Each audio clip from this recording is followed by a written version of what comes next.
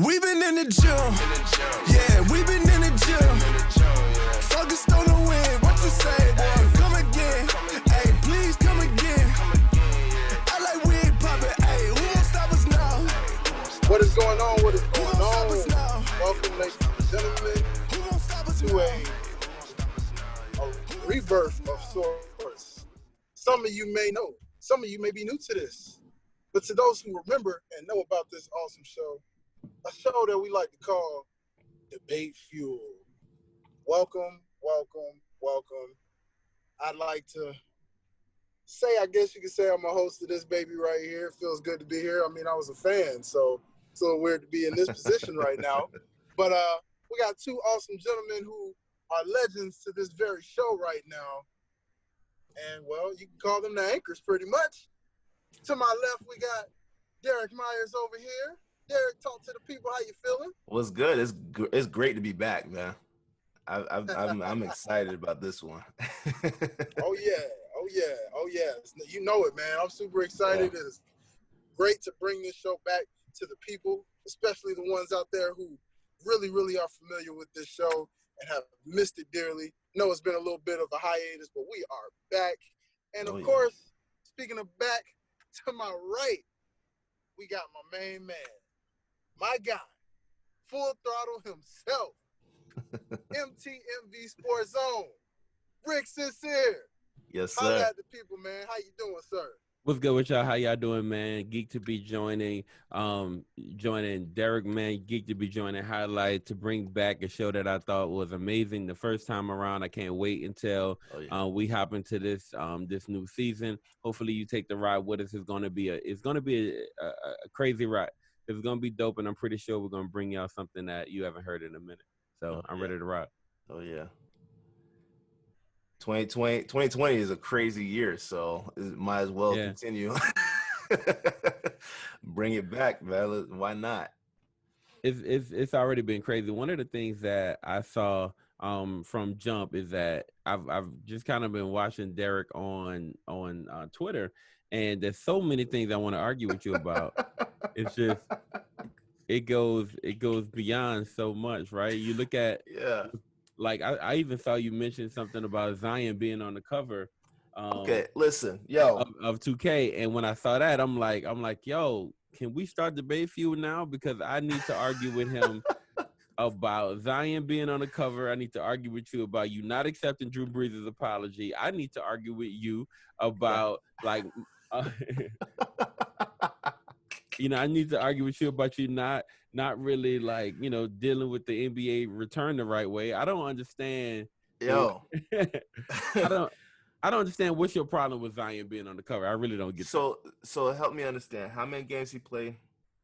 He's probably only played about 20, but the season was cut short. He would have played more. Listen, yes, okay, so I get that, right?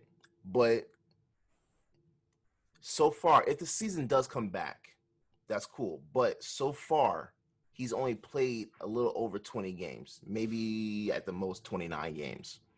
Mm-hmm. So I get the hype. I get the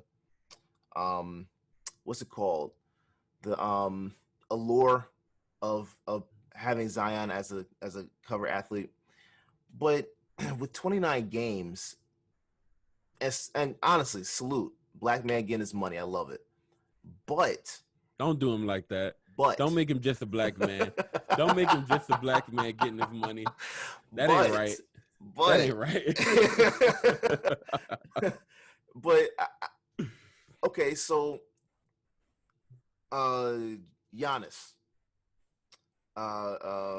Luka, even Jason Tatum, if you wanted to, right? They have more full. Hey, hold on! Don't do that. Eastern Conference. I didn't look. He challenged LeBron. In the Eastern Conference. I didn't call him a black man making his money. I didn't say anything about him. I just said, That's all that happened. All I said was, Look, he got to the Eastern Conference with the Celtics in his rookie year. So if you still wanted to make him the cover athlete for 2K21, I get it. I get Giannis, I get Luka. I understand the hype on those guys.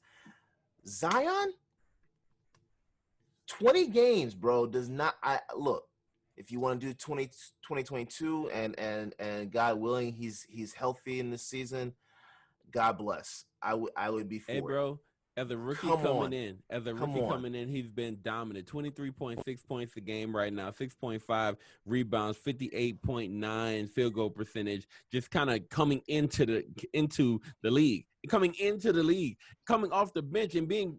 Look, you remember what Jordan, what was happening with Jordan when he was Don't compare injured. him to Jordan, Wait, please. I'm not saying that. I'm just saying. Do you remember when Jordan was injured and he had limited minutes and he can only come in with those limited minutes and have some type of impact and have to run back to the bench? We're talking about a Zion who was on a minutes restriction, right? He came in on a minutes restriction, can only play for a few minutes and had to be yanked out of the game. That was Zion when he first came into the league. Everybody knew that, right? And when he first came into the league is right now.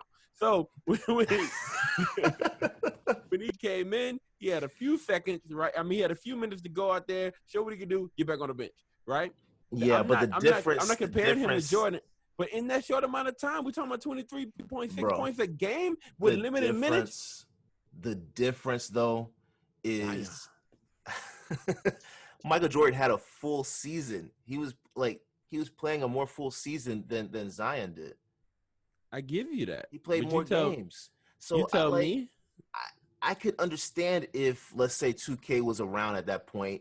They put MJ Jordan would have been on the cover. Yeah, I would understand that.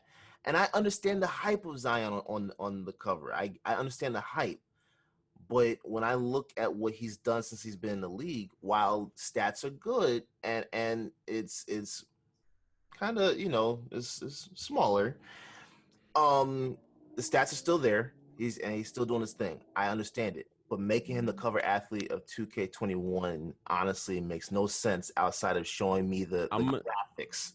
Let me show you how powerful Zion is. I just want you to know how powerful Zion's impact and influence is in Louisiana. Okay? Because I mean, and outside of that, because Zion is probably one of the first athletes that we kind of watched grow up on Instagram, right? Like we've watched grow up on Instagram, Twitter, YouTube, and Facebook. Like we've seen, my first time seeing Zion was the Man Amongst Boys video, right? That kind of came out when I think he was in 8th grade or something. Yeah. And I watched him grow from Facebook to now a reality in the NBA. A lot of athletes have never experienced that type of following. Now, the thing is that most people believe that once he finally got to the NBA, he flopped. Because then he's no longer a man amongst boys. He'd be a man amongst other great men, and he'd have to kind of live up to that. Not only did he live up to that in his first year, now you never know what's going to happen down the line. That's why I think now is the perfect time. Because based on even what you said at one point, you don't know if based on his weight, based on, his knee, based on, you don't know when you're going to fully see or if you'll ever fully see him dominating year to year on a consistent basis. However, he lived through all of the hype, the pick number 1 overall, right? He lived through all the hype, pick number 1, and then came in the game, went up against LeBron, went toe-to-toe with LeBron and did his thing, even scored more points than him in one of those games. Now he's averaging a good amount of points consistently. He's doing well with his field goal percentage, shooting from the 3, right? Doing all kind of stuff, and he's living up to the hype.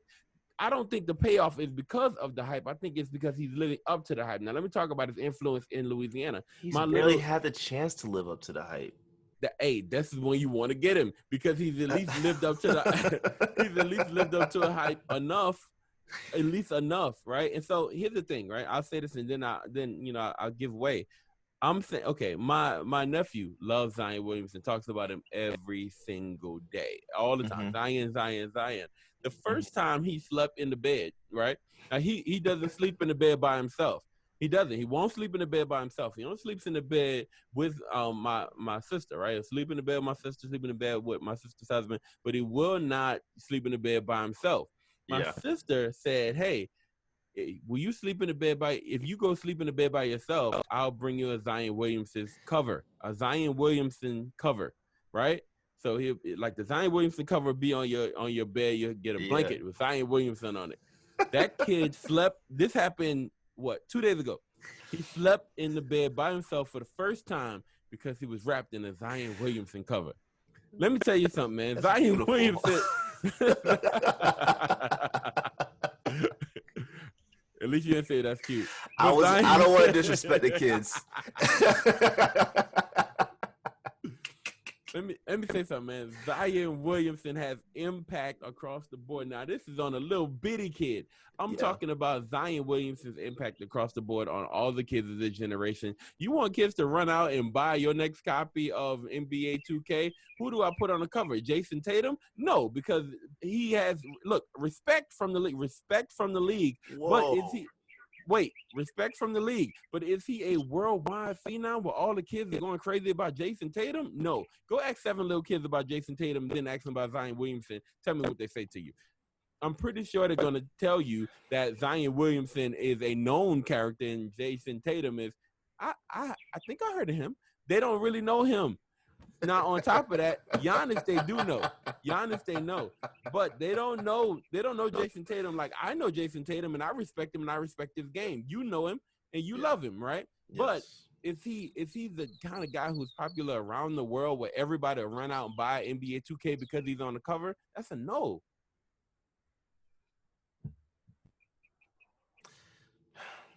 Listen, I understand marketing-wise. I get it. I understand it marketing-wise. But when I'm talking about what you've done in the league, that's why I even say Luka Doncic makes sense. I'm not hating on Zion being on the cover. I just don't understand it with 20 so games in the league. I'm sorry. That to me that doesn't add up to that. Love it. He lives up to the hype and catch him while he's hot. I love it. I like I said, I love seeing a black man get paid, but that just does not. Does not. That does not work, man. I'm sorry. That's It works, man. It works.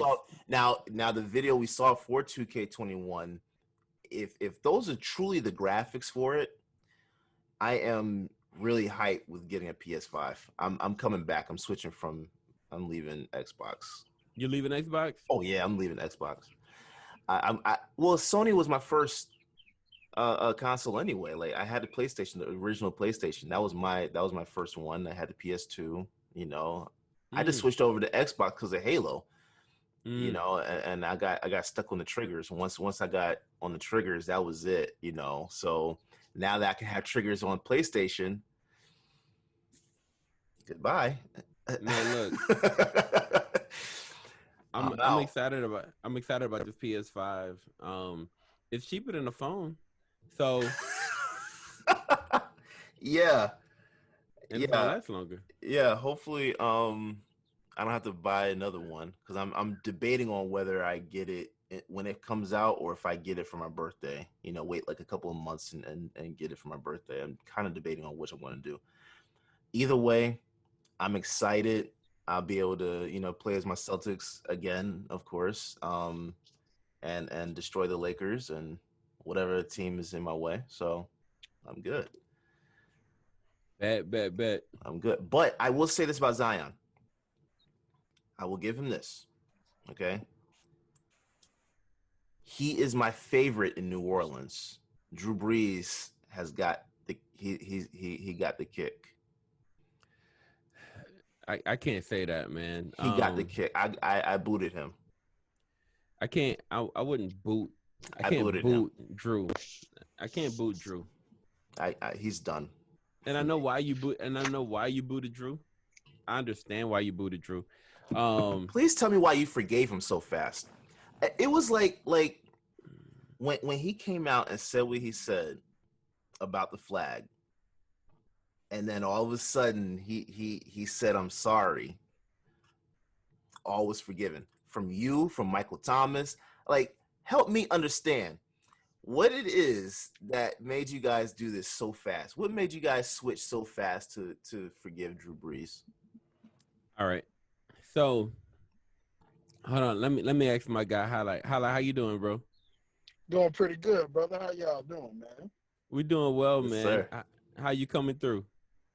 Coming through pretty good, man. I mean, minus the fact that I'm not seeing you fellas like I'm seeing you, but I'm not seeing you and I'm just hearing y'all. But I've heard enough where I'm catching in this conversation here, and that's a nice transition how you did that, Derek. Hey, man, I learned from the best. Wasn't that beautiful? Hey, well, let me tell you, man. I'm a little bit half and half. You know what I'm saying? Because I'm a little bit in between on the Drew Brees situation, and when I say in between, I'm in between both of y'all as the mediator of this show right now. Mm-hmm. So I'm gonna give both perspectives because Rick, you being the ultimate Saints fan, I am. Why you come on. I got you, bro. Like, I know what you mean. You know what I'm saying? Like, that's like having part of your family suddenly just come out, make that one little mistake. And you get upset, you like, whoa. You know, you in that for a minute, like, hold up, not you now. Not you, bro. Yeah.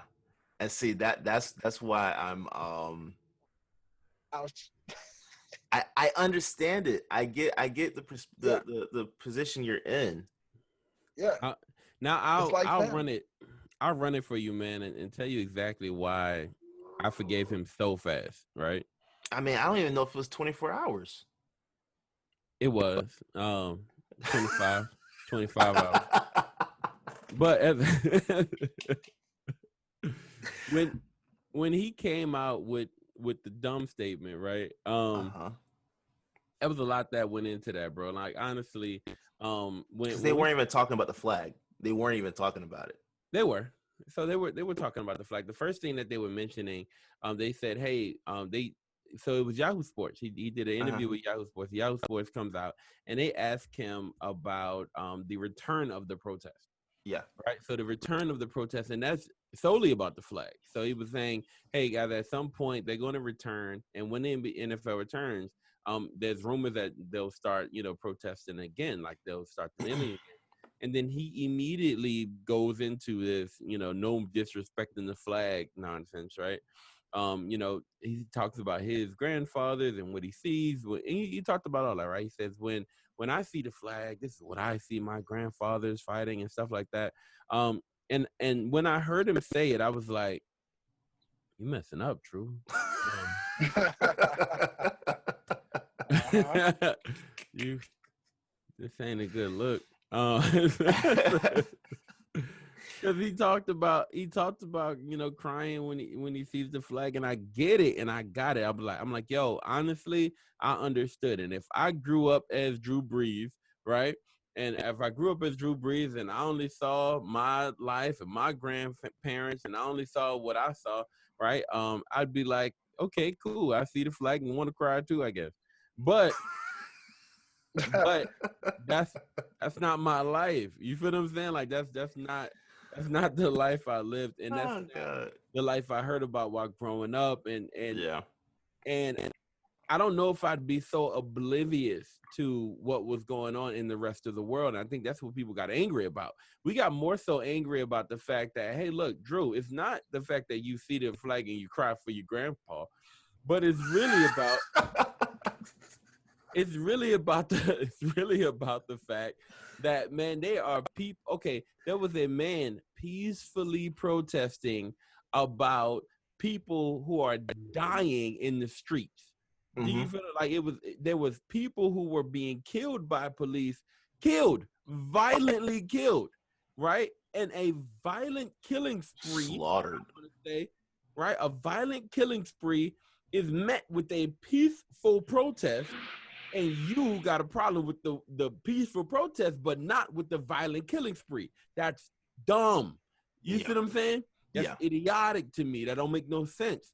And so, and that's across the board. Like, that's across the board for all people. And you remember when we were doing Debate Field, we were in the studio, right? Mm-hmm. And somebody was like, I don't like the fact that you guys are talking about the kneeling. And if you guys, if you guys are gonna support that, I'm done. And I said, bet. So we put the mics down and both kneeled at the same time. Remember that?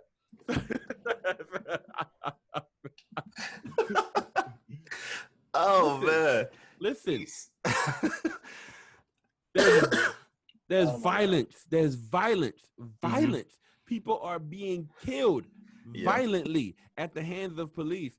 And one man decides to peacefully, right, in a non-violent fashion, say, hey, man, this is wrong, Mm-hmm. right? And you guys say, hey, you doing it wrong. You saying it at the wrong time. You want to condemn him, but not condemn the men who are out there killing people violently. That's a problem, and Drew did not see that. That's a blind spot for Drew, and that's exactly what I said. Even when he said it, I was like, that's dumb. That's an ignorant statement. He's missing something. He's missing it. He's completely missing it. And so I know, like Drew always does, when Drew misses something, right, and it's brought to his attention, hey, you missed that. You didn't see that. You didn't catch that. He will go and correct that behavior. He corrects that behavior on the field.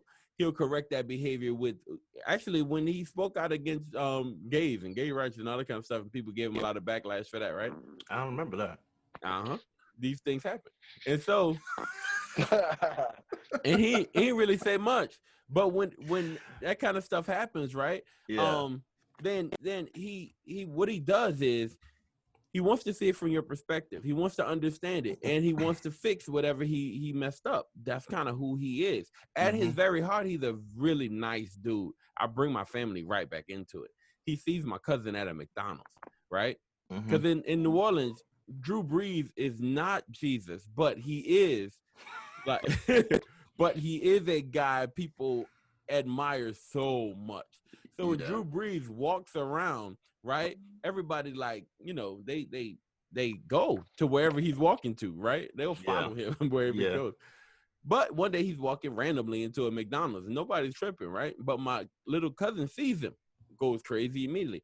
Drew Brees doesn't just wave, right, or say, hi, kid, but he grabs the kid, takes a picture with the kid, right? He's like all in the picture, whatever. He's fully engaged. He talks to him. He's fully engaged. My little cousin loves the Saints, right? And Drew Brees takes out that type of time. That's the man Drew Brees is, right? And when I went to West Virginia. I followed the Saints to West Virginia, went all the way up there for training camp. When I went up there for training camp, my whole goal was to get I think it was a 2013 or 2011 Madden cover signed by Drew Brees, because he's on that cover. Oh, yeah. Right? Yeah. I was like, man, I got to get this thing signed. I went all the way up there, bro. And I mean, I drove through a lot. I got waxed on my car to this day from that situation. And, bro, Drew Brees, after practice, stood out there and he signed everybody's stuff. Yeah. Even when I gave him Madden, he was like, oh, this is a first, right? But he still signed it. And he took a picture with me. And he took a picture with everybody who was there. Like, that's Drew. And there were white people, black people, Chinese people, Spanish people. Everybody was there, right? He talked to people from Texas about barbecue, because that's all he was caring about at the time. So he was out there talking to everybody, bro. And I'm just saying, like that's the Drew everybody knows and loves. That's why everybody was so hurt, right? But everybody knows and loves Drew. So what will Drew do? What would a man like that do whenever you make a big mistake like he made? Now, was the mistake big? Of course. Did he suck at making that statement? Yes. Was that a dumb statement? Of course. Right? But will he understand what he said and listen to everybody? If a man offends you, right, and you say, hey, you offended me, and then he stops and listens to you until you listen to you pour out your heart, listen to you say everything, listen to you, like, tell him how you offended him, and then he truly says, you know what, bro, I'm sorry, I didn't mean to offend you like that, I really didn't, right? And honestly, from this point forward, I'm gonna do whatever I can to make it up to you. Are you gonna forgive that man? Not at all. I'll say like this. The highlight say not at all. Not at all. See, this is for me. This is what kind of, I guess, gets me confused. He's been in New Orleans for how long? Almost 20 years. So it can't be that he's just now realizing you're in it's that's the black community is strong in New Orleans, right? But so is the white community. It is, but at the same time, you like you've these conversations. There's been plenty of times for these conversations to be had. It's not like all of a sudden like this is the first time a black man's been killed by a cop. You know what I'm saying? And he's had black teammates, he's had black neighbors, all that. You're in that community, right? So it's not like all of a sudden, like, you know, the entire time that he's been there, that he's been blind to who's around him. And I like, you can't tell me that he hasn't had these type of conversations before. So when he comes out and says what he says, I'm at the point where I honestly, I don't care about the apology. Look into my eyes. That's cute. I don't care about that. I don't care about that. I'm not racist, all this other stuff. Cool. My whole thing is I just want to see the actions behind. The words don't mean anything to me. Anybody's apologies at this point, whatever their reasons for whatever, I don't care about it anymore. I want to see what you're doing. What action would you like to see? Now, well, from Drew Brees? From anybody. Anybody's apologies. I want to see them actively fighting against this. And not just tweeting, not just saying the right things because it's culturally appropriate at this time to say something about Black lives, or it's popular and it's okay. I don't want, because I've had enough of that. I want to see you actively fighting, whether that's you trying to help change legislation, or you're doing something within politics, or you're trying to make a change for people within business, or whatever that is, do it. That to me, that's the action. You want to use your privilege, and I've been on Jason's show, Jason Bordeaux. I've been on his show a couple of times, and I talked to him about it. And I told him, you know, the one thing that white privilege, for me, the way I look at it, is that it's like a superpower. You can either be a superhero or you could be a supervillain. You know what I'm saying? And this is that time where he has the opportunity to be the superhero. Use that white privilege and help Black people in whichever area you can. And if that's helping to push to get Blacks hired in the Saints organization, in the front office, the right, like, I see, that's another thing. I don't want people hired just because they're Black. The best for the job, but make sure you're pushing for that. You know, like either something like that, or doing something in the community like that. Because I know he does stuff in the community in New Orleans. I'm not oblivious to that. But I want to see him actively trying to get Black people, like, help and stuff like that. Like, I want to see something. I want to see something tangible. Can I tell you what he's done? Well, with the community, is it because it's NFL cares, or what? No. What is that? What is the thing that NFL does? Not NBA cares, but whatever the NFL does. No, not just like the Walter Payton Man of the Year stuff, right? Yeah. I'm not talking about that. Yeah, I'm not talking about that, but I'll tell you some of the stuff that he has done in response, like some of the stuff that he's done. And one of the reasons why, like, we kind of back him, right? So before this whole thing pops off, he did give $5 million to the state of Louisiana for COVID relief, right? Like, him and his wife kind of did that. He has in the past donated like $1 million to Purdue. He's delivered like 10,000 meals per day. That was in 2019.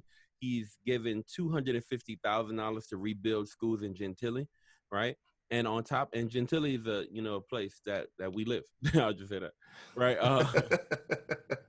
He's Yeah.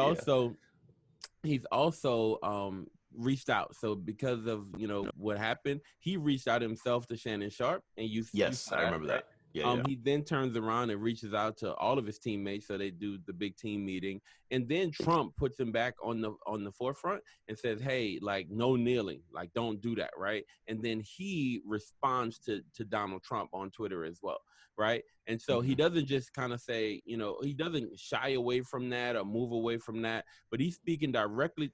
So the president says, "I'm a big fan of Drew Brees," right? Yeah. And da da da da da, and then no kneeling, basically saying you're wrong about the flag, Drew. After he made his apology, Trump said that, and then Drew Brees, in response to Donald Trump, directly to Donald Trump, says that we can no longer use the flag as a blindfold, right? We have to see these issues now, and it's not about disrespecting the flag. It's really about this. Now, if But he see, wasn't, that's been the thing. That's been the thing for the last 4 years. That's been the conversation for the last 4 years. So that to me, that's why I'm saying like they missed it it. can't. Yeah, He but missed it He can't missed it. be that in 4 years you have not understood that it's not about the flag. He missed it. I can understand like the first few weeks or whatever, maybe the month or two, but it's been 4 years. But in the NFL, right, the kneeling thing kind of happened in the first 6 weeks, right? Yeah, I think so. Yeah. And Drew saw it as something divisive. Mm-hmm. He was like, "Yo, this is divisive, a divided thing, right?" And because it's so divisive, we just gonna be about uniting. So you know what? My thing is, as a leader, to unite. So we're going to kneel before the anthem. I mean, we're gonna kneel before the flag, kneel before the Pledge of Allegiance. We're gonna kneel as a team. I'll kneel with you. We're all gonna kneel together, right? Because honestly, he just saw kneeling. They want to kneel. All right, we can't do it during the flag, but let's kneel together first. And then let's get up and put our hands over our hearts and cry when the Pledge of Allegiance happens. That was his way to do unity. All he thinks about is unity. He was like, let's be united. Let's be together. Peace, unity, love, right? But in all that, he missed the message. He missed it. Yeah. He missed it completely. He was just like, oh, I don't want to be divided. This kneeling thing is dividing everybody. How can we bring everybody together? That's all he thought about, right? Never seen the true meaning behind what was going on. Never getting that.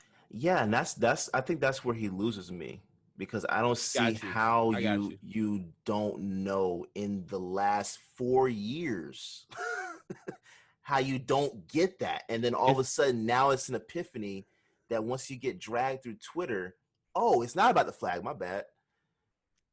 You know what I'm saying? Like it wasn't through Twitter. I guarantee you it wasn't because of Twitter. It was Malcolm Jenkins. Dude, Malcolm Jenkins. When Malcolm Jenkins called him a new one. He did. He did. And look, videos. And you know how gangster it was? Yo, Malcolm Jenkins so gangster. He said, and I talked to Sean about this on Track Stars. He was like, yo, he made the video, called Drew, told him off, and then posted the video. When I saw it, you know what I was thinking? Come back. Come back to Philly, baby. Like that's all I was thinking. I was like, man, this is the perfect time. Now we need that energy in New Orleans. Man, Malcolm Jenkins, man, I loved it. And then he took the original video down and posted a new one. You mean the Shut the F Up video? Yes. Oh, snap. Oh, wow. Yo, let me tell you something, man. Jenkins got no.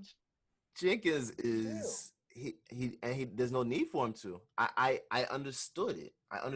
But what I did not understand was how quickly. Well, look, like my thing is I want to hold you accountable. You know what I'm saying? And the quick turnaround that I saw from Michael Thomas was like, I couldn't believe. Oh, no, brother, I'm pretty sure. I know. Okay, so here's the thing. Drew Brees held conversations, right, after that situation with probably almost everybody on the right? team. Yeah, you got to hold conversations with Michael yeah. Thomas. You got to hold conversations with. I mean, look, immediately after he dropped it, all his weapons left. I mean, not left, but they unfollowed him They like that. unfollowed him. Yeah. Right? Yeah. And I'm talking about every offensive weapon on the team. Mm-hmm. Who are you going to throw to at this point? Alvin Kamara, Michael Thomas, Emmanuel Sanders, right? The only people who didn't unfollow him were people who don't get the ball that much. Yeah. Like, oh, it's my time to shine. The practice squad was like, "Hey, Drew, I'm here for you, baby." And they tried to be like, what was it? Oh God. Yo, Eagle Squad, Derek. What was that dude that made? Say that one more time. N-word. Oh, what was that Eagles player that said that N-word at that country? Riley Cooper. Oh, yeah. That dude was gone within 2 years of that happening, because Chip Kelly was running things. So we have. I consider Chip Kelly a racist, because there's no way in hell you get rid of all those talented black guys in their prime. Yeah. Deshaun Jackson, LaShawn McCoy, and Jeremy Maclin. There's no way you get rid of all those guys and bring in, I forgot who we brought in for all that. It was no one. But we had Michael Vick with Riley Cooper. Oh my God. Recipe for disaster, man. Dumb. Yeah. I remember it happened. I was like, is there a genius behind this or no? I'm telling you right now, I was this close to becoming a Patriots fan. I was consolidating all my teams to Boston if he stayed there for another year. The only reason you didn't leave is because they had already won too many championships, and you didn't want to be called. I didn't want to be a bandwagon fan, bro. I was actually, if I was going to become a Patriots fan, what I had said was that I was going to put myself on like a restriction, and I was going to be like just a fan, but not like outwardly. Not a vocal one. Yeah, for like a year, because I could do my time and come in. But yeah, man, I was just glad they got rid of Chip Kelly. But yeah, my whole thing though was, I want to see Drew Brees. I don't want just the outward stuff. I want the behind the scenes stuff to happen. The behind the scenes conversations in terms of conversations with white men in power.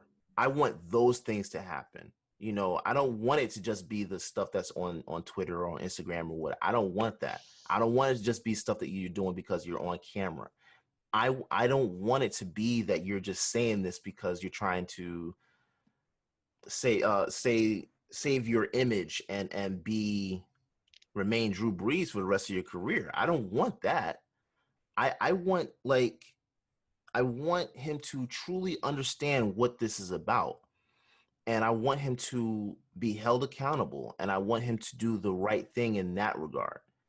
You know what I'm saying? He didn't get it before. I think. And I'm sorry. I'm sorry, bro. I'm okay with the stuff that he's trying to do to repair his image and everything like that. I'm cool with that. But my whole thing, it's to repair his image. That's PR, bro. But no, it's not. That's what I'm saying to you. Yes, it's not. But it's deeper than PR. But it's deeper than PR. You know why? Why? Okay.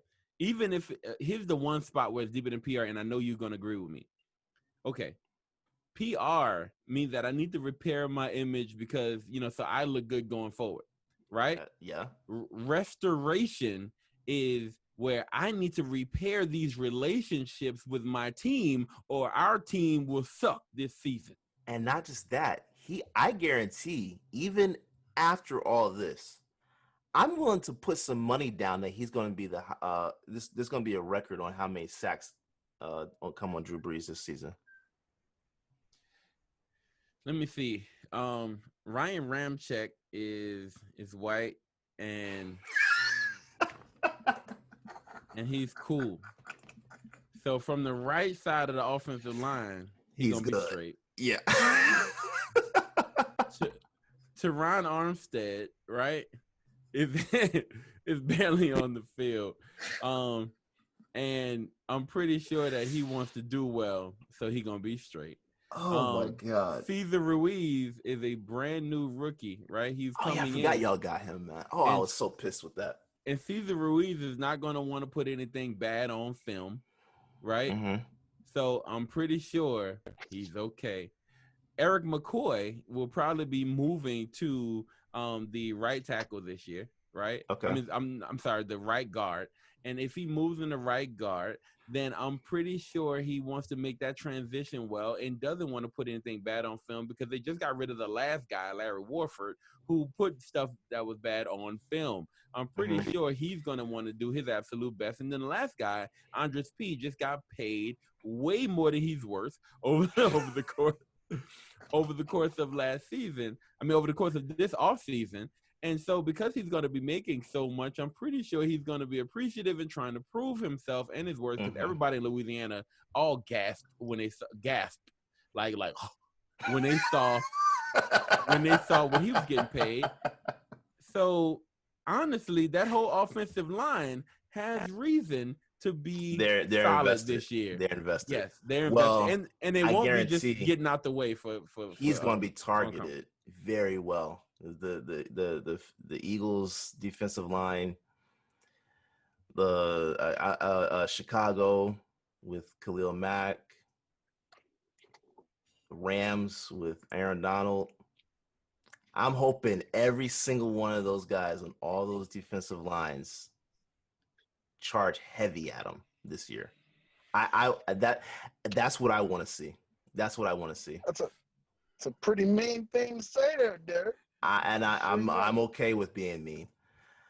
I want to see it. I want to see it. Look, Derek. Touch him up a little bit. Do you really want to see that? Touch him up a little bit. Are you mad at Laura Ingraham? Listen, I don't pay her any attention. Yeah, I don't pay her any attention. The same way I don't pay Candace Owens attention. All right, so when you heard Laura Ingraham, you heard what she said. Did you hear her apology video? No, because I don't want to hear it. You know why you didn't hear it? She didn't put one out. It don't exist, bro. Okay. Have you heard? Yeah. Have you heard Donald Trump's apology video? No, not at all. You know why? Because that don't exist either. None of yeah, but see, that's the thing. When these real racists talk, they don't apologize, bro. I'm not saying Drew Brees is racist. He's not. So I'm not saying that. So why don't we forgive him? I'm not saying that. Listen, I'm holding you accountable. That's my thing.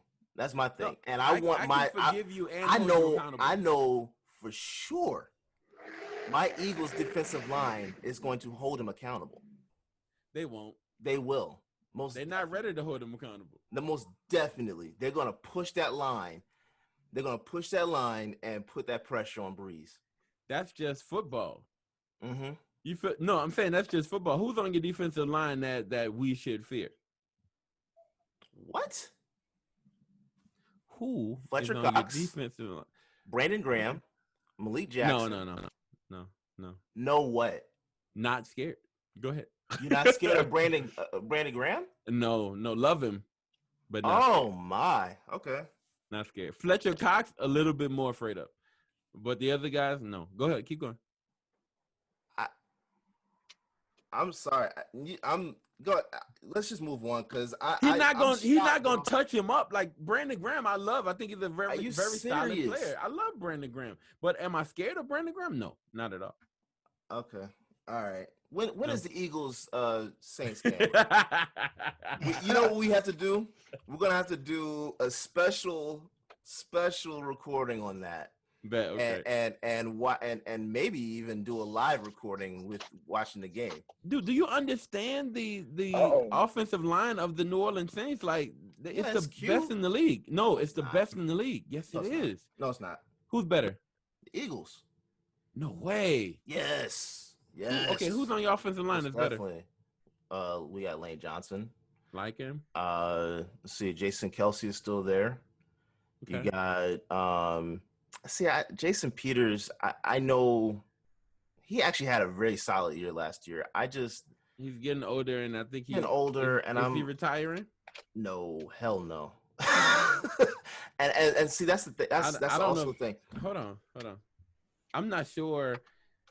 Even if he's there, which I love, right? Like I love Jason Peters. I think he's good. Not good. I know he's one of the best. But I don't know where he falls this year. That's my question. Actually, he's a free agent right now. He is a free agent. Yeah. So you don't have him. No, they're still in conversation with him. I think he's coming back because the contract that I think he wants, I don't think he's getting. But there's a difference between wanting, wishing, and having. Yeah, I mean, I think he'll be okay. I think he'll still be there. I want him as a backup to Andre Dillard. Yeah, honestly, that's cool. Because Andre Dillard, to me, he reminds me of Jason Peters, just like younger and a little faster. I'm talking Pro Bowlers. You talking hopefuls? What? I'm talking. Lane Johnson is a Pro Bowler. Jason Kelsey's a Pro Bowler. Yeah. Jason Peters is still a Pro Bowler.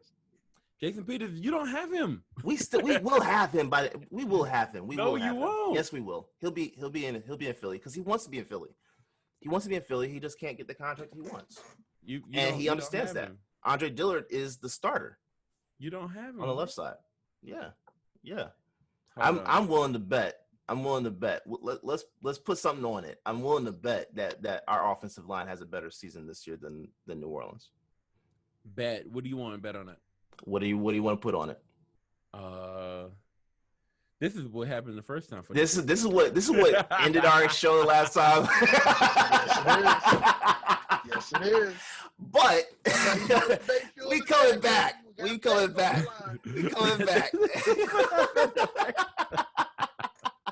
Got the bets on the line, baby. Go ahead and place them. But look, let's just hold on. Wait, let's always establish that we always gonna bet for push-ups, and then we'll never get in the issue. I don't care what we bet for. It doesn't matter to me. I don't care. All right, cool. But I will. Everybody saying it's like deja vu. Like, God, man, what's wrong with these guys?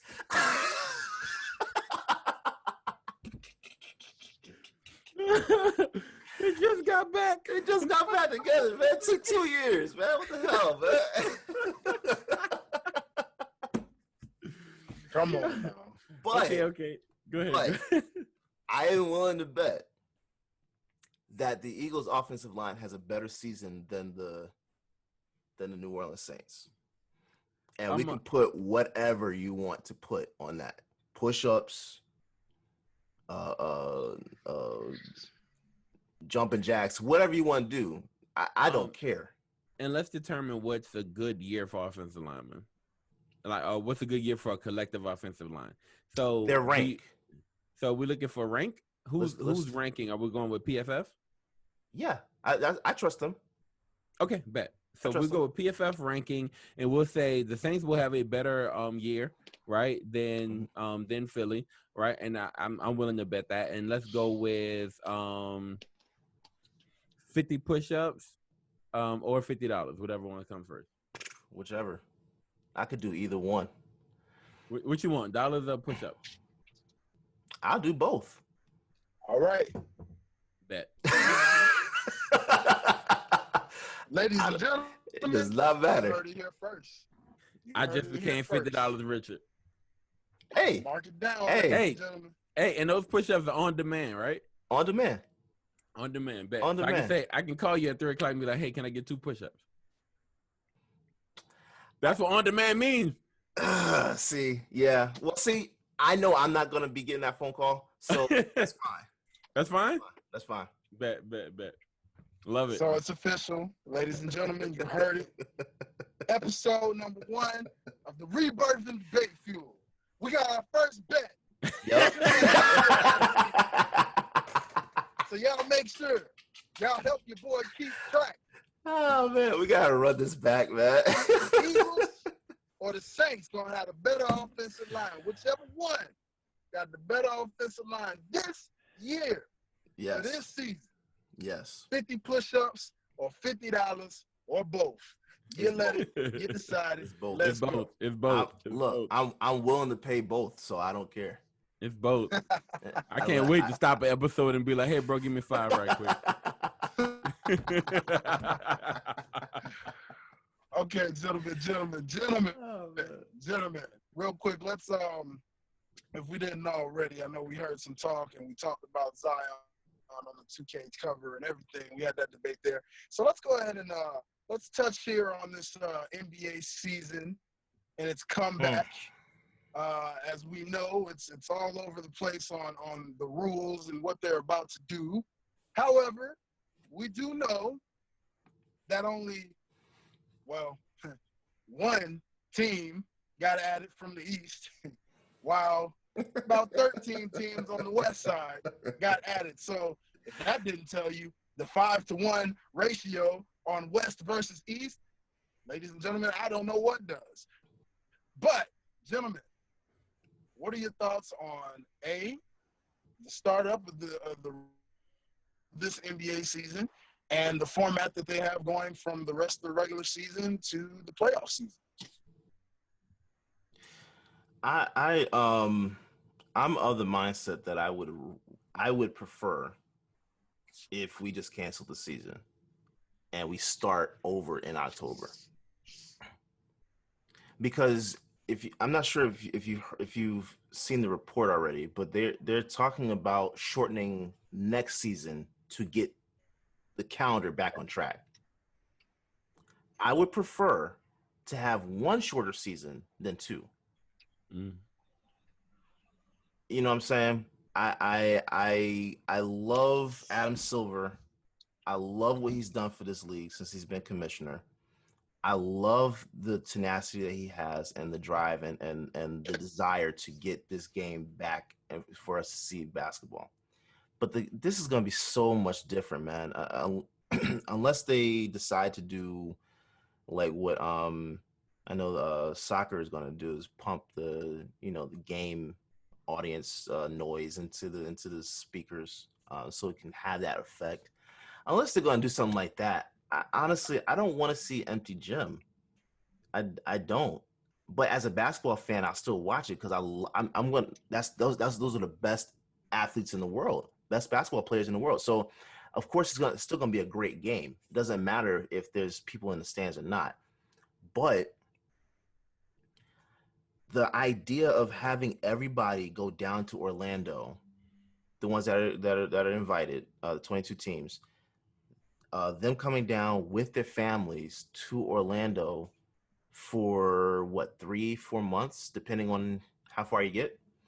To me, it's just like I don't want to see that. I really don't, because it's gonna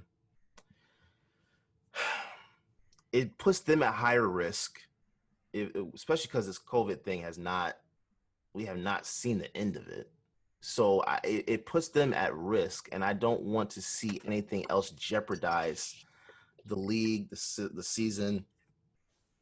None of that. I would just prefer that we end it right now, and we move on next season. By the way, a quick question: am I the fantasy basketball champion now? Is that official? Because I know Yahoo sent out this thing and said that we're canceling the season out, and where the standings are, that's where they are. So I think I'm the champion now, but I don't know. I don't know if that's the case. I haven't received that from They sent that email. Yahoo. They sent that email earlier this week. They did? Monday or Tuesday. Yeah, so interesting thought there. Yeah, that was my whole thing with fantasy basketball. This is my best season too, ever. That I only lost once. I was just about to make my comeback. No, you weren't. I only lost once. I very much was. No. My teams were sick. Mine was sicker.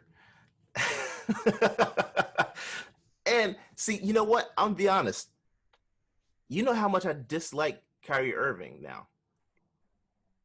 I agree with him on this whole thing. It does not make sense to start the season back up. I completely disagree with you and Kyrie.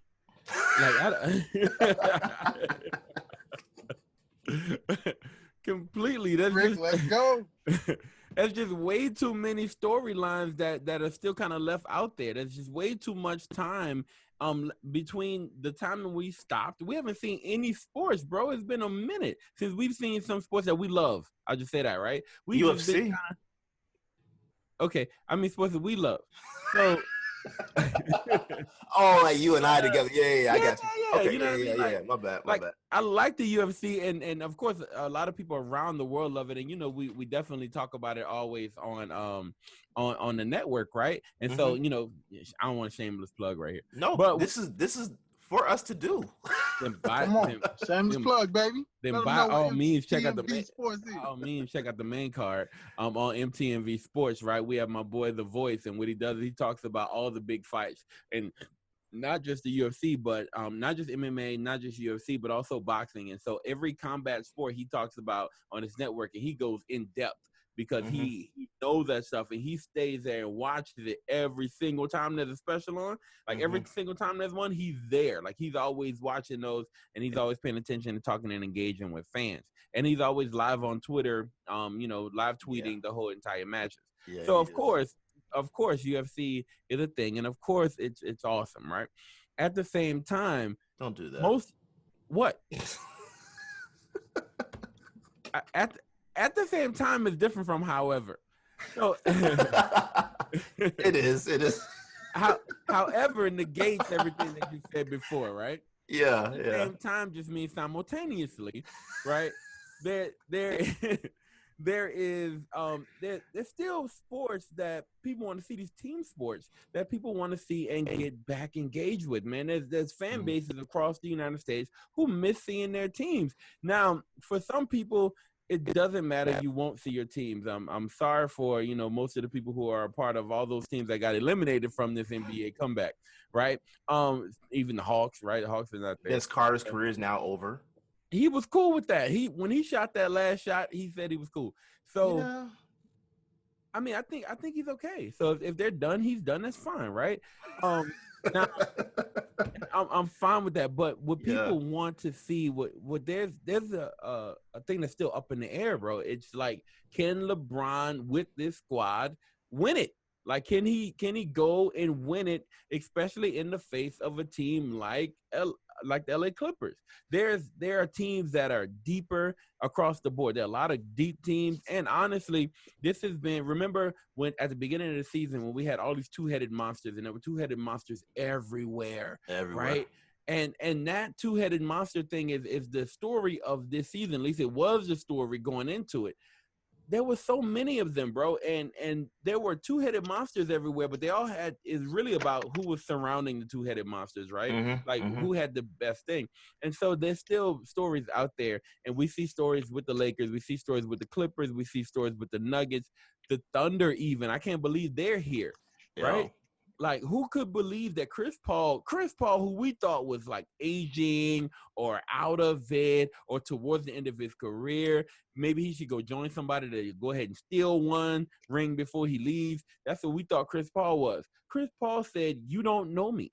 And then basically took his entire team, put him on his back, and the point guy, I want to, I don't want to be blasphemous, but. But the point guy has taken his team like all the way to the playoffs, and right now they're currently in 5th place, right? You still got the Rockets, who you got to see James Harden. I want to see how people come back after the slim down situation. Look, James Harden is Slim James now. You know who else lost a ton of weight? Who? Nikola Jokic. I saw it. Oh my God. I thought he used to be 2 donuts thick, and now he's not. Now he's not. Yeah, Slim and that's a problem. Hey, Zion's lost 15 pounds.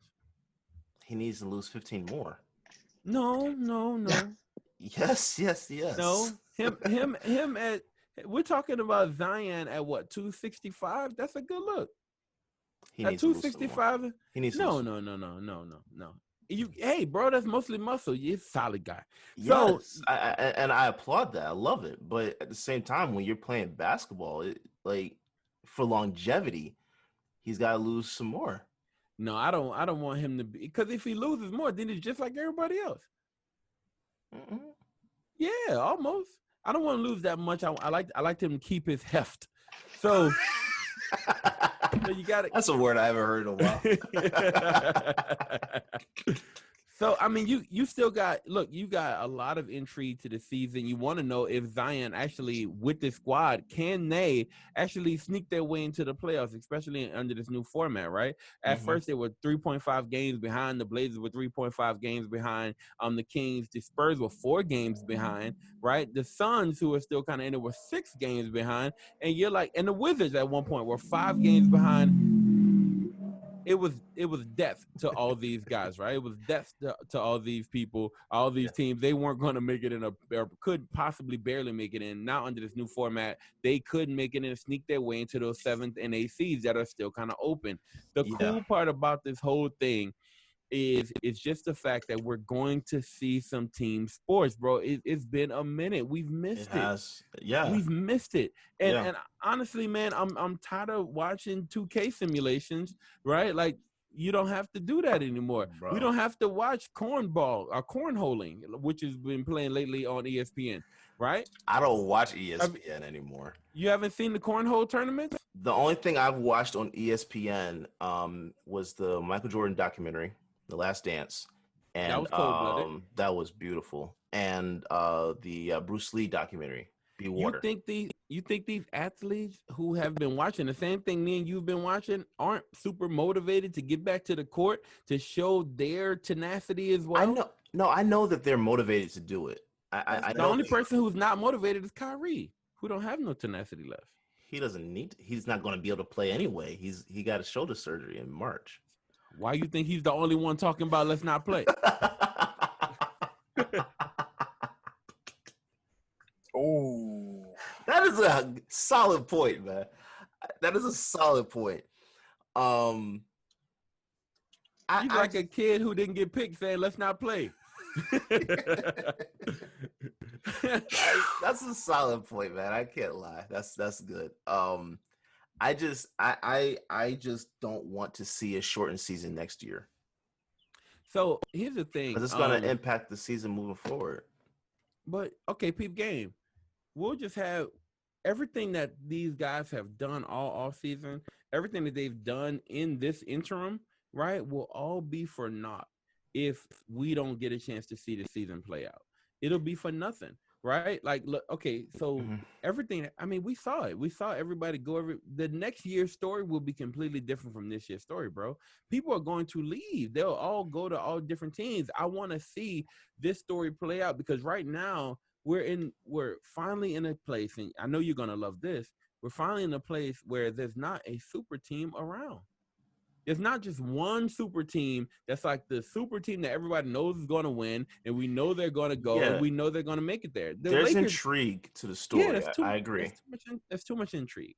There is intrigue. I just don't want to see the next season get impacted. That's all. I because I love basketball that much. Like, I just want to see it. Remember back when we had that lockout season? And they had that shortened season. It didn't feel right. It was just like it was here and it was gone. It was quick. I don't want to see that with this. I really don't. Because we're gonna have a full season for this year, technically. But next season is only gonna be what, 5 months long, maybe? I feel like, look, okay, so they've been trying to play around with the format of the NBA schedule anyway, right? So even if next season is shortened a little bit, a lot of basketball fans, excluding you, of course, in this particular instance, a lot of basketball fans would enjoy just seeing anything right now, right? Bro, it's not that I don't want to see it. I've been itching to watch basketball. Right. I've been dying. It like not being able to watch basketball on what, Monday nights, Tuesday, Wednesday, like every night of the week. Like, I'm usually watching basketball or highlights, if not watching actual games. So it feels weird not watching the game. having to play 2K just to get that feeling. semblance. Yeah. And I don't want that anymore, of course. But looking at the big picture, I don't want a shortened season next year. I just don't. I don't. And then that's going to impact Summer League. Like, I know a lot of people don't watch Summer League. I watch Summer League. I'm watching Summer League this summer, and I watched it last summer. Yeah, I enjoy it. Everybody's gonna watch it this summer. You know why, right? We're in the summer. Why? No. Because you're gonna have sports. No. Next you talking about for next summer? Yeah. You know why? Ball's coming in, right? Yeah, I'm excited to see him play. I don't know where he's going, but I'm excited to see him play. But even the WNBA, I was looking forward to watching that season this year. Like, I was hyped up. I'm still trying to figure out what team I'm going to like support. That's why I can't watch sports if I'm not devoted to a specific team. So that's why I can't get into baseball, because I don't have a specific team. I'll tell you what team in the WNBA to watch, brother. Which one? I don't want to be team that Skylar Diggins just went to and created a big three. That's right. I love Skylar. Skylar, that is, man. I'm gonna put this on tape, but I wanted her to be my wife too. Mark that. Ladies and gentlemen.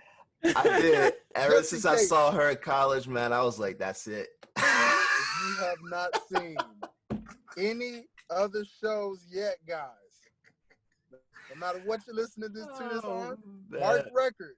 This is not the first time Derek has mentioned his many wives so far. Yeah. Check out some of our other shows. Yeah. You'll see how many wives he has.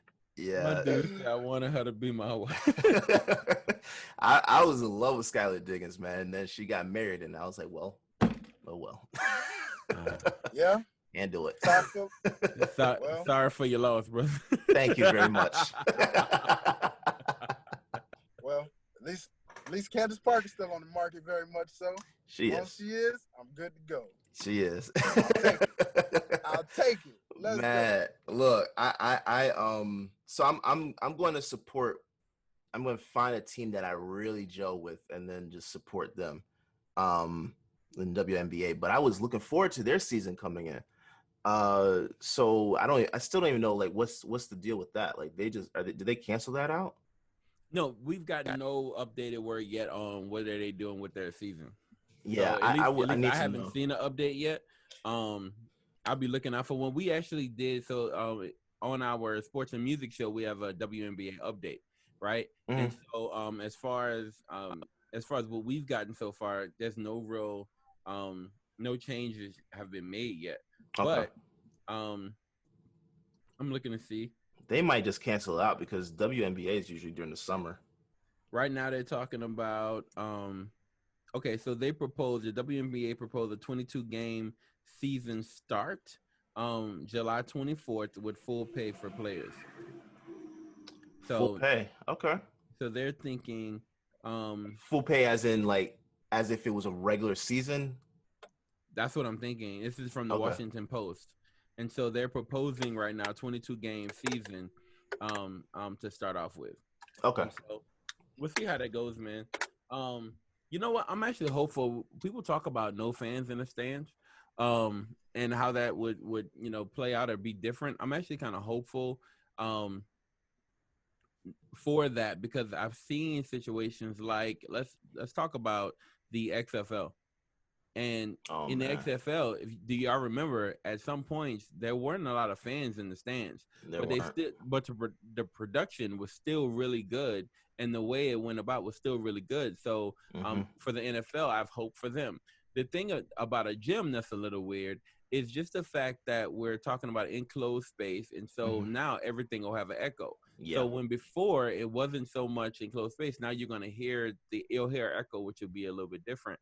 But the summer leagues weren't always packed. Those summer league games were always packed. But the way the production was, I still felt like I was in an NBA production. So going to the games may not give you that type of feel. But being like having TV and the commentators and all that kind of stuff, that will help you still feel like this is a normal basketball game, right? Yeah. And so only thing is that we'll probably now hear, unless they're muted, right? We'll probably hear a little bit more from the sidelines.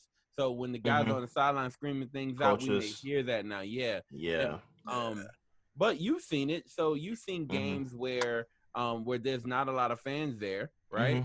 Or it's kind of, and you still enjoy the game. Like that's the thing. I love the game regardless of if there's gonna be fans or not. I just don't want to see this impact next season. That's my only thing. Got it. And that's the thing that I'm kind of like, if we just cancel it out, whatever. But let me ask you this: who do you see coming out of the West, and who do you see coming out of the East? Love it. Out of the West, Lakers. Out of the East, I'm stuck. I see a few different things, man. I love where the Heat were headed, right? I thought they were doing well. But when I look at it, I may have to go with the Celtics in this particular case. I feel like, and I don't like that. It's okay. It's But okay, here's the thing: if the Nets were coming back fully healthy, right? Which like if it was Kyrie and KD coming back, then I'd easily go with the Nets here. Really? But yeah, of course. But if you look at the best defenses, and that's kind of what I'm thinking about, because when it comes down to it, you're gonna need great defense. Now they have. I always look at two things in basketball: team defense and star power, right? And so with the Celtics, they have a pretty decent blend of both, right? Actually, they're one of the best defenses in the league are the Raptors and the Celtics, right? And so because they both have great defenses, I'm looking at the one who has what I feel is the more star power, right? In this particular case, Jason Tatum, which deeper roster and star power. So Marcus Smart, Jason Tatum, Jaylen Brown. You look at the Celtics, and they look ripe for the pick, and it looks like all these guys. So Malcolm X brought this up at some point when they were talking about the Nation of Islam. He was like, "Hey, look, you." At one point, nobody was really listening to people who black people would stand on the side of the corner and talk. Right? Nobody would listen to them. But at some point, the Nation of Islam, they would put people in the corner and they start talking. Right? They talk. And then people start listening and gathering around because all of a sudden the atmosphere changed. And it was like, yo, why all of a sudden are they listening to you, but they never listened to all those guys in the past? And he said, it's really a seed.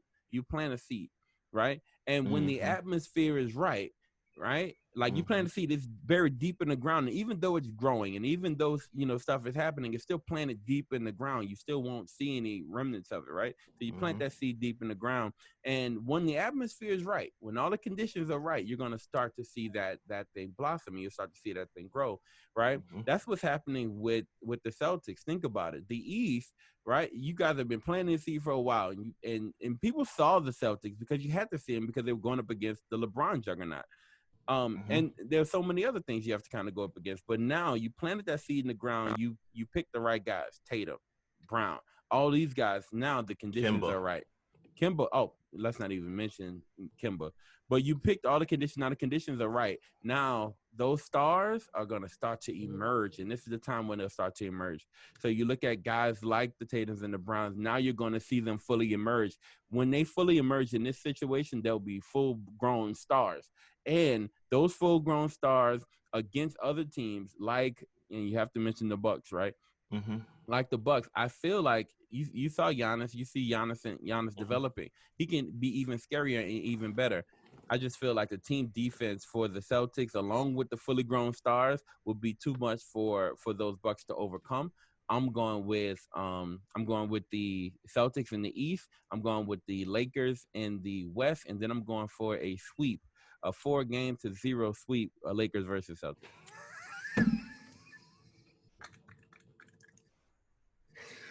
Man, I'm gonna say this. He reeled you in and he set you up. My God, man. Exactly what it is. Smooth, bro. It just like everything that I had just like left my body, man. Like, because I'm sitting here thinking, like, my God, 2020 is a wild year. I never thought I'd hear him talk about the Celtics like this. And then, yeah, Sweet Chin music right there. That was, I'll give it to you. That was a great setup. Great It setup. was. Excellent Thanks, bro. setup. That was Real good. beautiful. That was beautiful. I can't even dismiss Tune that it. band up real nice. Yeah, he Wow. got me. He got me pinned. I like that's it.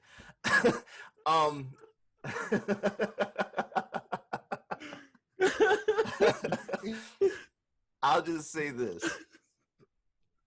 I think we agree in terms of the teams. I've been saying that since the beginning of the season. It's going to be Boston versus LA. I didn't know which one. I was more so picking the Clippers because of the coaching, the depth on the roster. My only thing for the Clippers is the X factor with them is Paul George. If Paul George is like completely healthy and nothing's wrong, I actually think they beat the Lakers. Their roster to me is deeper. They have more dogs. I just think they beat them. And that's not, it's not a sweep or anything. I think that series. That's another thing. Are we going 7 games in this format, or are they 5? I think once the playoffs start, then we're back to normal. We're not back to normal. Okay, so it's a 7-game series. I think that series will go 7. But I think the Clippers will pull that out. So I'm going to go Boston coming out the East, and I'm going to remain with my prediction beginning of the season, which was the Clippers coming out of the West. And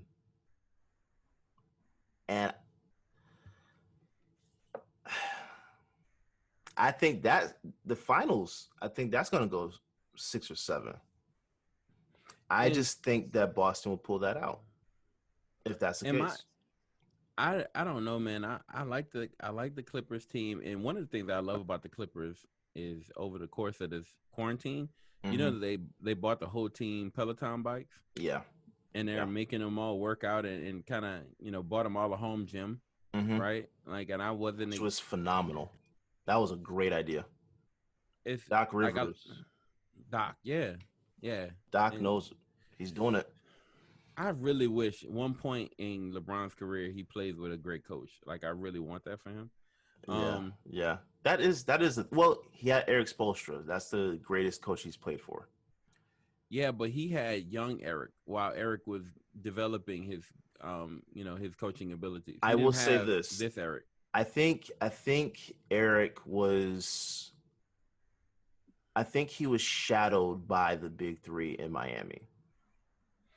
Yeah, true. But they won 2 titles with Eric, right? They did.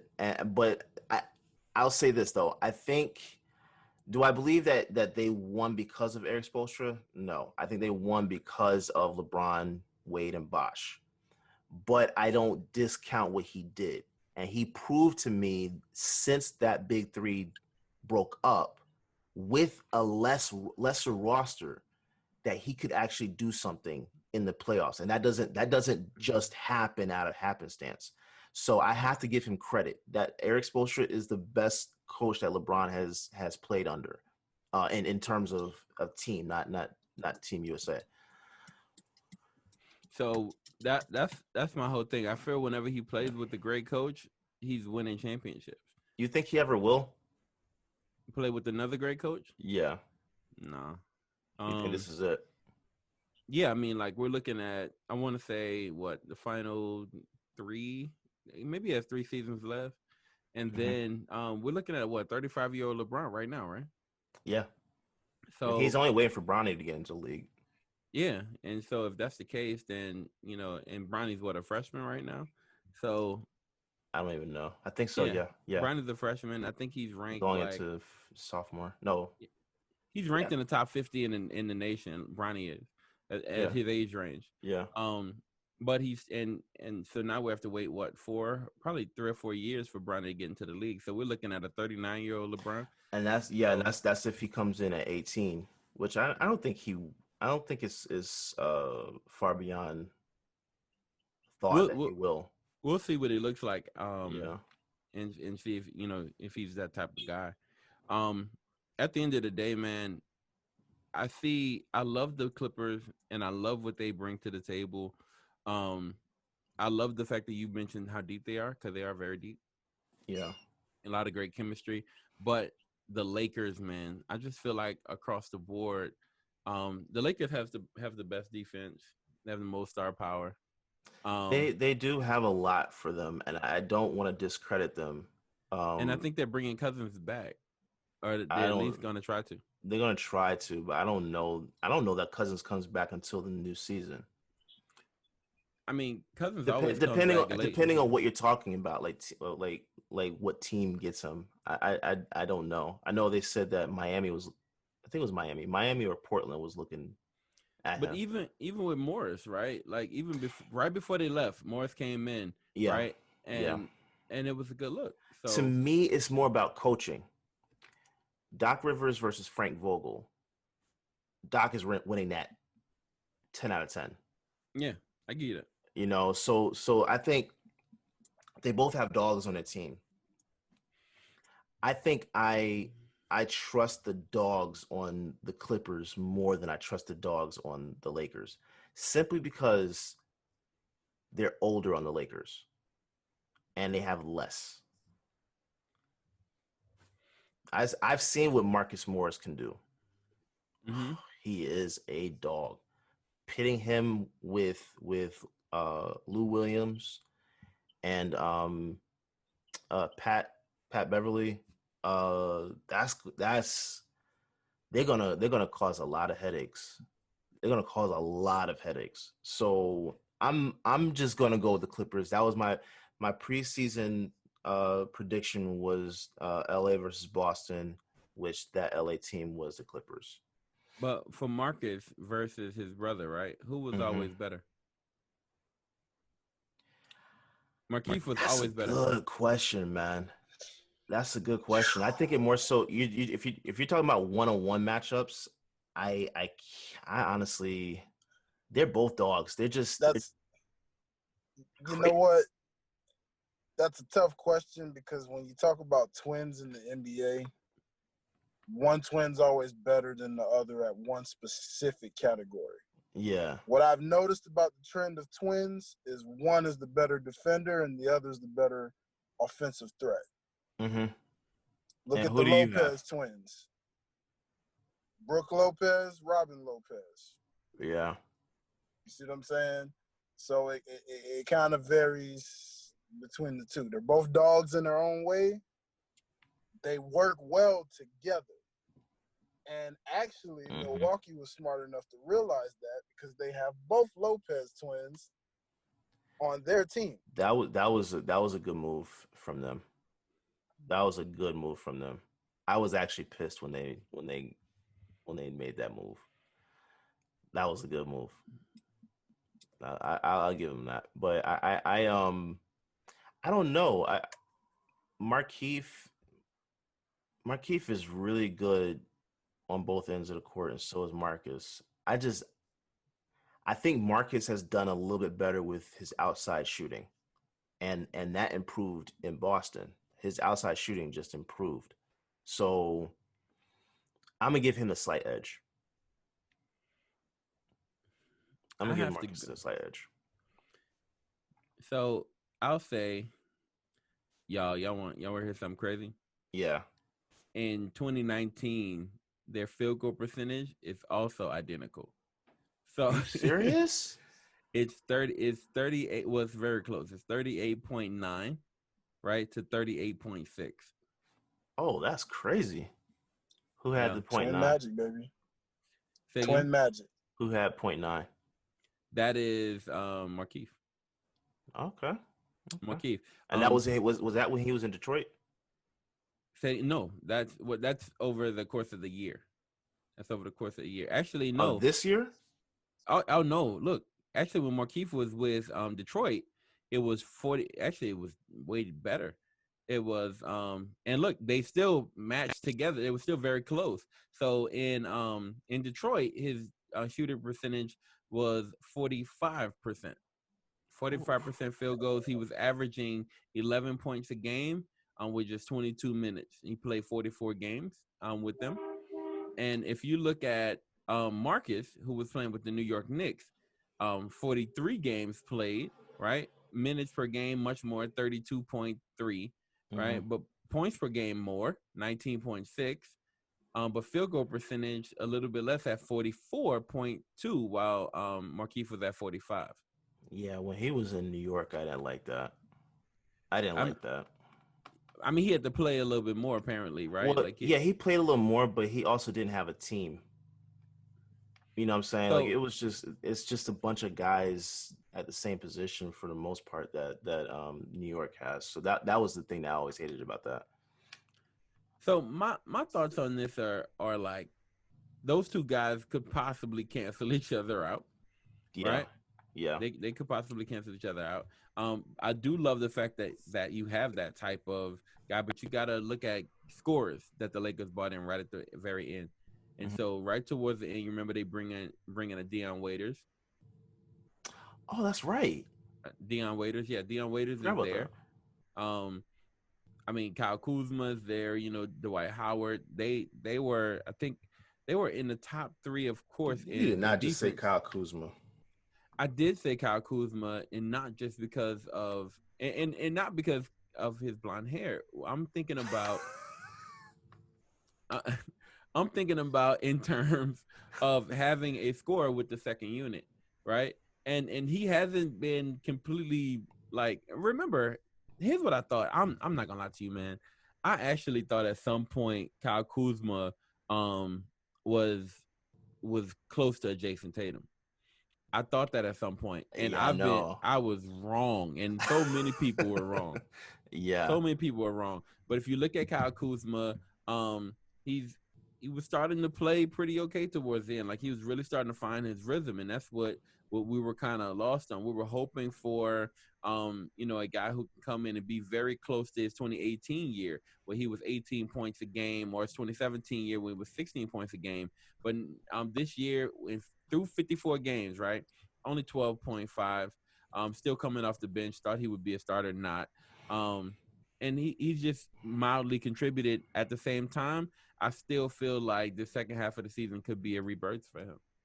If the Lakers kept Lonzo and traded away Kyle Kuzma,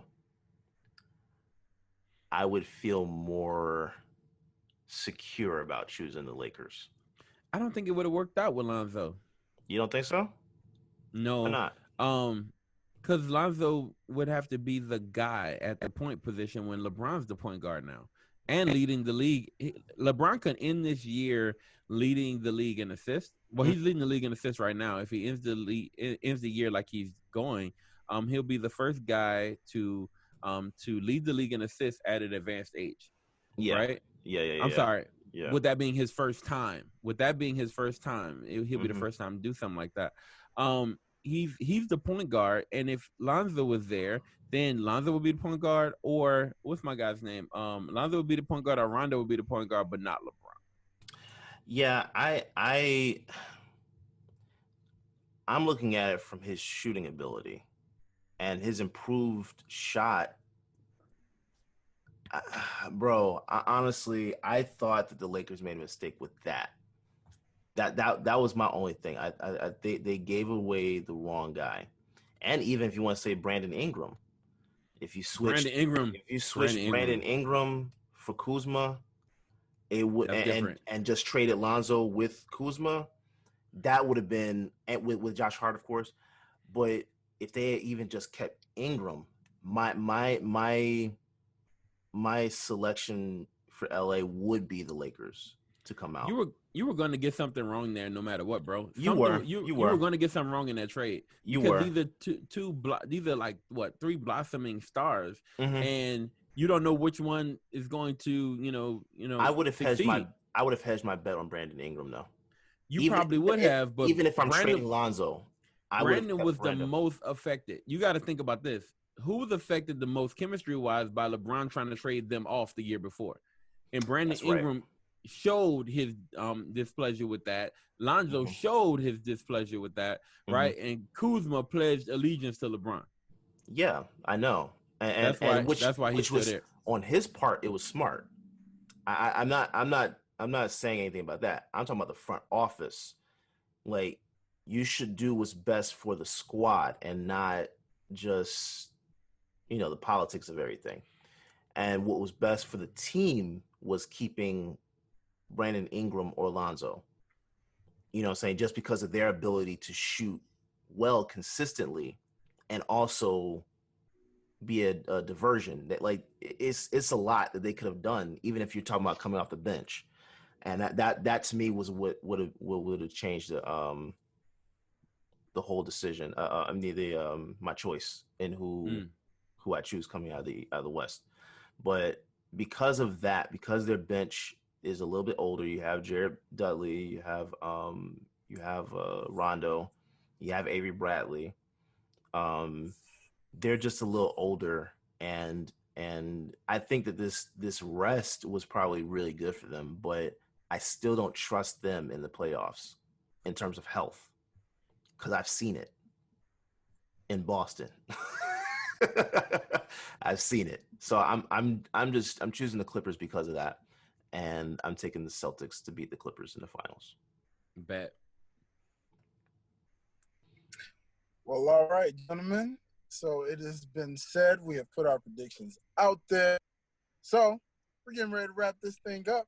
And before we wrap this up, we got one new cool segment. Since this is Debate Fuel, okay, we got a little something that we're going to break out for y'all. Something that we're going to call Debate of the Hour. And in this moment, it's going to be debates that just kind of come out of randomly nowhere. So I leave you gentlemen with this debate as we close out. In y'all minds right now, gentlemen, who wins a 21 battle? A battle of 21. A game of 21 between Uncle Drew and Grandmama.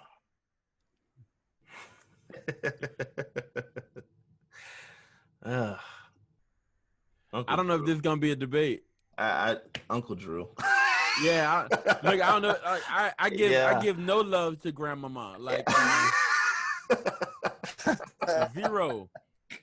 zero love for Grandmama. I don't think Grandmama's gonna score 2 points if Uncle Drew starts the game off. Oh, what about Uncle Drew versus Jesus Shuttlesworth? That's different.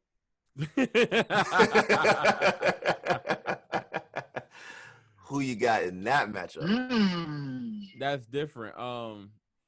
Hey, I'm gonna have to go with golly, I'm gonna still have to go with Uncle Drew. Like I love Jesus. Man, Jesus Shuttlesworth can shoot. Like, yeah, he's just Ray Allen with a different name. Yeah, he's just Ray Allen with a different name. And he doesn't have that old factor. He's not old. So okay, I'm gonna still go with Uncle Drew in this particular case, only because of the handles. When you think about the handles, you think about the shooting ability, and you think about this, the superpower of Uncle Drew, right? Which is his ability to make you underestimate him. That's true. You know what I mean? Yeah. And so I think about all that. And he does have the shooting ability. He is good Kyrie Irving. So you basically watch him. So you're basically saying, who wins between those two guys? I'm gonna go with Uncle Drew, only because I believe that actually I'm gonna tell you why I go with Uncle Drew. Maturity. And it's still Kyrie play though. Yeah, but it's the maturity of Uncle Drew. He's been around for a while, and he still has the ability of a young man, right? So he has the ability of a young man, but the wisdom of an old dude, right? Mm-hmm. While Jesus Shuttlesworth, if you remember, was a college student. He was a college student making some very foolish decisions. Oh, man, right? Yeah. And he was taking bribes, and he was sleeping with prostitutes, and he was doing a lot of stuff that wasn't correct. And didn't have his head on straight. That was a time. He didn't have his head on straight. He was getting in arguments with his father. He could barely beat his dad. I'm saying that His dad killed his mom. Yeah. I'm saying Jesus I'm saying Jesus Shuttlesworth wouldn't be ready for the situation. And I'm gonna give that to Uncle Drew with the wisdom and the ability of a young man. I'm actually going old man ability. I'm going Jesus Shuttlesworth. Talk to me. Because I feel like once he gets the ball, he ain't giving it up. And you also have to think Uncle Drew has to play defense on him. Uncle Drew plays great defense. He does. Well, see, I'm bound between Kyrie and Uncle Drew. Jesus Christ. Because it's Kyrie that's the character. I'm going with Jesus Shuttlesworth because I don't think he'll be able to guard him. I don't. And plus, Jesus Shuttlesworth has, like, he doesn't have as many health issues. I can rely on him a little more. Okay. So in game of 21, I'm taking Jesus. How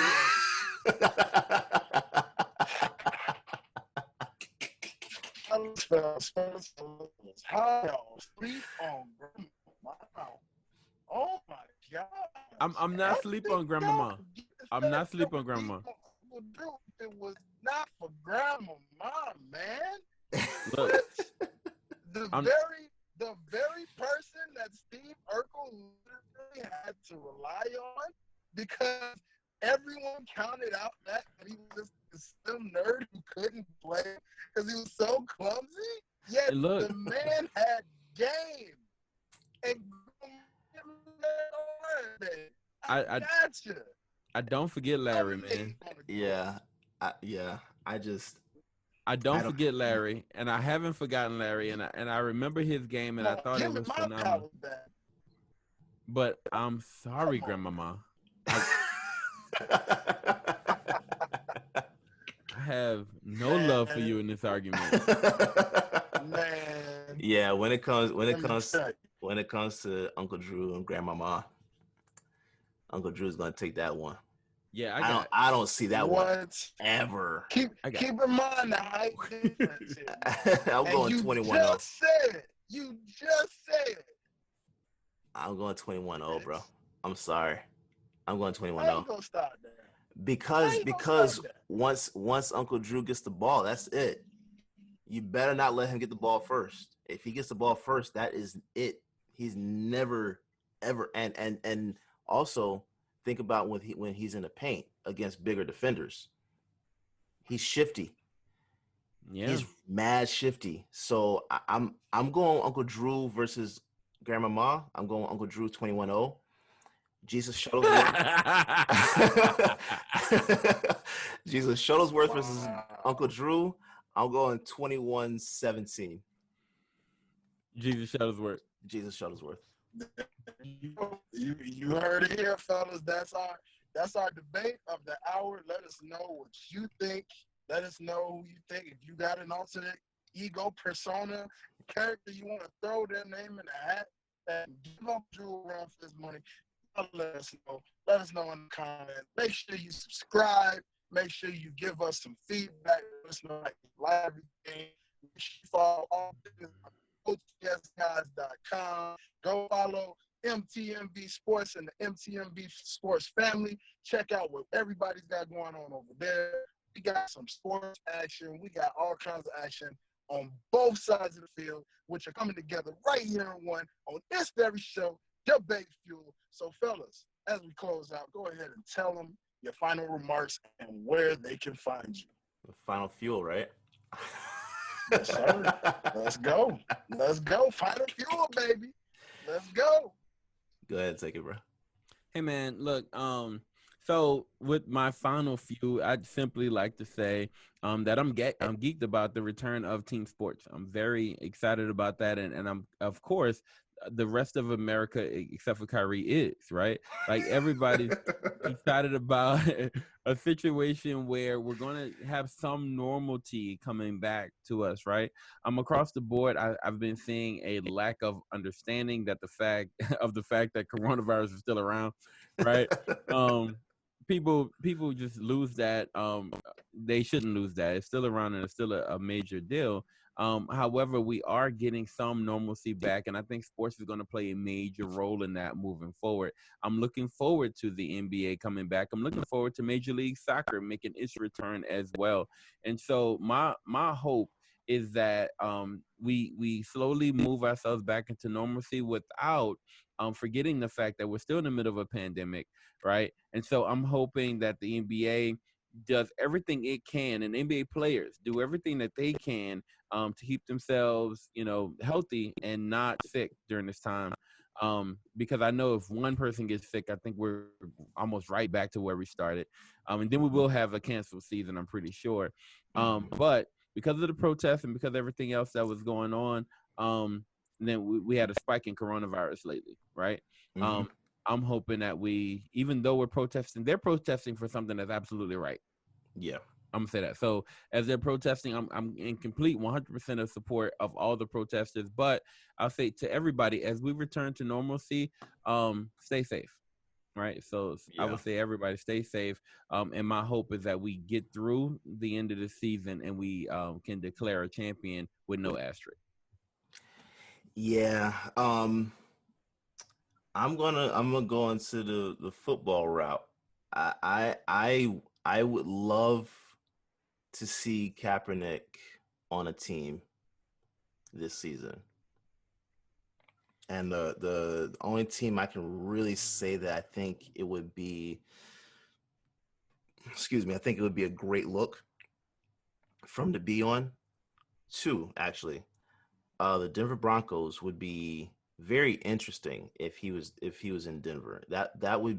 I think that would actually catapult them into contention immediately. But I also think the Patriots would be a good look. That would be apropos. That would be very hilarious, to be honest. Because I don't see that happening. I actually think Cam Newton is going to go to New England. Despite them already having a quarterback, I think he's going to go up there. But I want to see Kaepernick back in the league, and it would make sense that he goes there. Or honestly, if you're not putting all your eggs in the basket of Garoppolo, would it make sense to bring him back to San Francisco?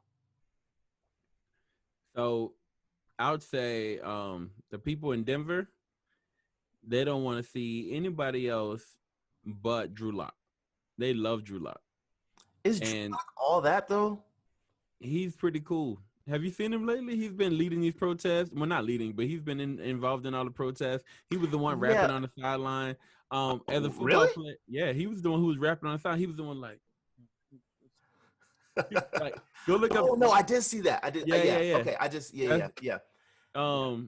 He's a really cool kid. And he's a really good football player, right? And so you think Denver is better suited with Drew Lock or Kaepernick? I don't think so. I think actually they would be better suited with Cam Newton, to be honest with you. But even when I brought up Cam Newton to the Denver fan base, because I'm in a lot of their stuff, but when I brought up Cam Newton to the Denver fan base, they wanted nothing to do with Cam Newton. They really loved him. Yeah, they all rejected the concept of picking up a Cam Newton.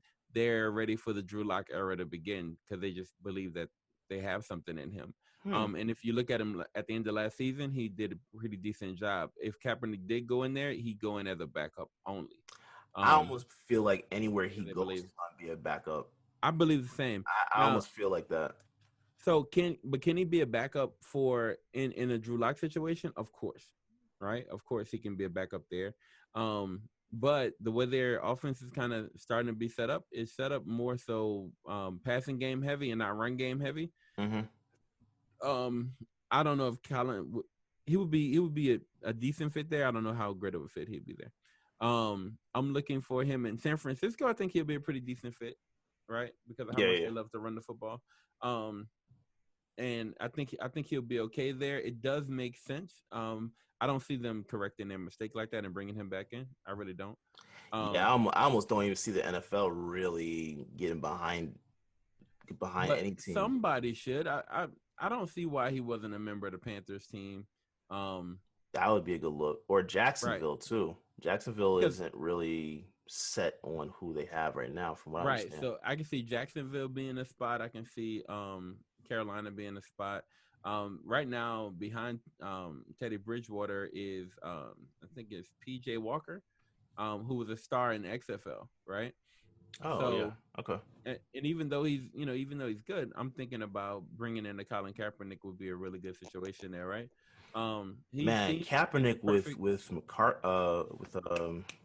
Christian McCaffrey. Christian McCaffrey, bro, that would be crazy. Man, look, that will open them up very well, and their defense is pretty steady too. So that would, they of course they lost Luke Kuechly, but I think they just drafted his replacement pretty much. So I just really want Colin Kaepernick to be a Black Panther. That's all I like. Oh, Boom! That's the way to end the episode, baby. That's the way to do it. Nothing else needs to be said on that note, people. Nothing. That right there. Oh man, that is perfect. This right here. Yes, sir. We'll be getting this weekly right back on your YouTube vision screens, soon to be television screens, radio, airwaves, Spotify, Apple, all that good stuff. Oh yeah. Most definitely. We out. And let's close this thing out. Most definitely. Catch y'all later.